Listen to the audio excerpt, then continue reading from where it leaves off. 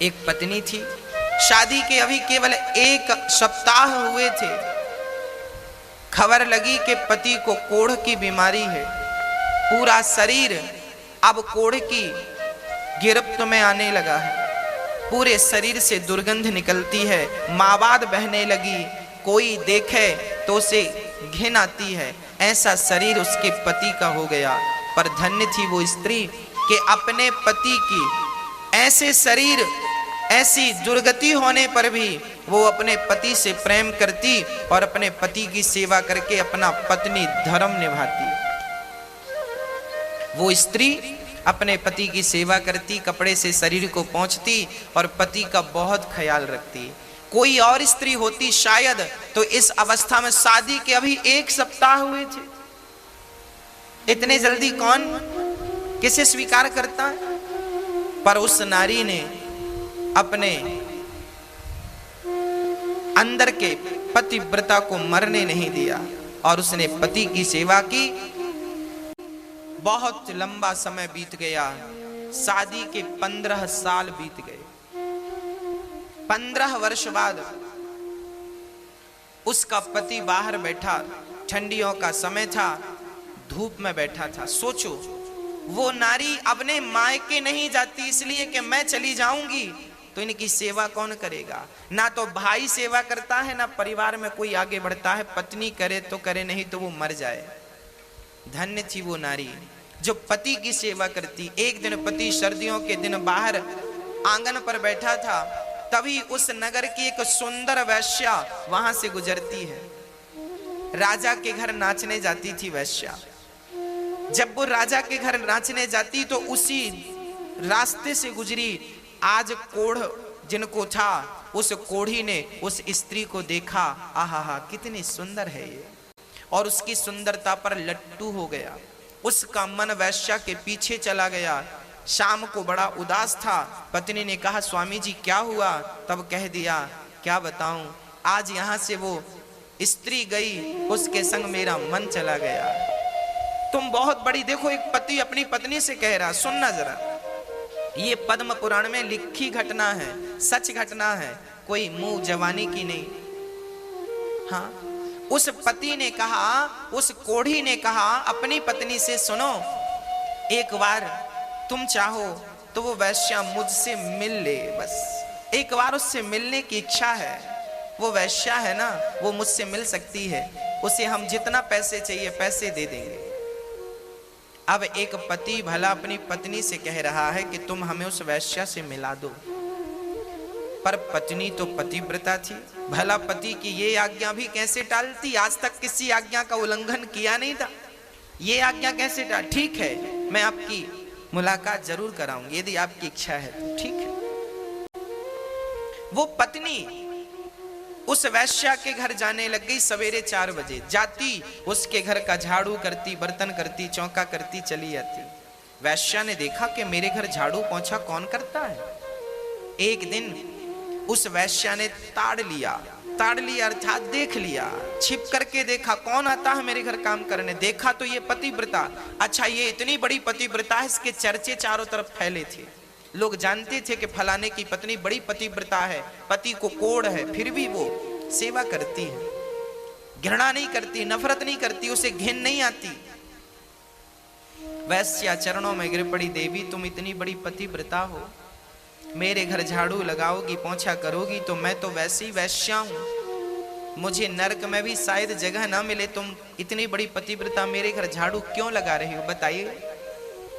तब वैश्या से कहा पतिव्रता स्त्री ने, देखो देवी, मेरे पति का मन तुम पे आ गया है, तुम मेरे पति को एक बार मिल लो और उनकी इच्छाओं को पूरा कर दो। जब इस प्रकार का निवेदन एक पतिव्रता नारी ने उस वैश्या से किया, वैश्या को पता था कि इसके पति को कोढ़ का रोग है, शरीर से दुर्गंध निकलती है, परंतु आप कह रही हो तो ठीक है, कल शाम के समय, कल रात्रि के समय आप अपने पति को मेरे घर ले आना, मैं उनसे जरूर मिलूंगी, भेंट करूंगी, ठीक है। अब ये पतिव्रता नारी अपने पति को ये समाचार सुनाती है कि वो आपको कल मिलेंगी। अब तो ये पति बड़ा प्रसन्न हो गया। दूसरा दिन हुआ, शाम हुई, चलने का इंतजार। अच्छा ये कोढ़ी था, ज्यादा दूर चल नहीं सकता था, शरीर जर्जर था। हाँ, शरीर बीमार था ना, शरीर जर्जर था, शरीर तो जर्जर था पर मन चंगा था। कुछ दूर चला, पत्नी ने हाथ पकड़ करके अपने पति को चलाया। इसके बाद थक गया, कहने लगा मैं चल नहीं सकता पर मेरी इच्छा है उससे मिलने की। बैठ गया, रोने लगा। पत्नी ने कहा स्वामी जी रोइए मत, आप मेरे कंधे पर बैठकर चलिए। तब पत्नी ने अपने पति को अपने कंधे पर बिठाया। जरा दृश्य देखिएगा, इस नारी ने अपने पति को कंधे पर बिठाया और वैश्या के घर जंगल के मार्ग से चली, गांव के भीतर से जाएगी। लोग क्या कहेंगे, पति को कंधे पर बिठाकर कहां जा रही हो, लोग हजार सवाल करेंगे। जंगल के मार्ग से जा रही है, कोई देख ना सके। पर उस जंगल में एक घटना और घटने वाली थी। क्या घटना थी, वहां पर एक संत बैठे थे। हाँ, वो संत, एक वहां का जो राजा था, उस राजा के घर में कुछ चोरों ने चोरी करी। चोरी करके धन संत की कुटिया पे छिपा दिया। राजा के सिपाहियों ने संत की कुटिया से धन को बरामद किया तो उन्हें लगा चोर ये बाबा ही है। तो उस संत को चोर समझकर राजा के सिपाहियों ने उसे सूल पर टांग दिया। एक पैना सा सूल कांटे की तरह जमीन पर गाड़ा और उसे उस सूल पर बिठा दिया।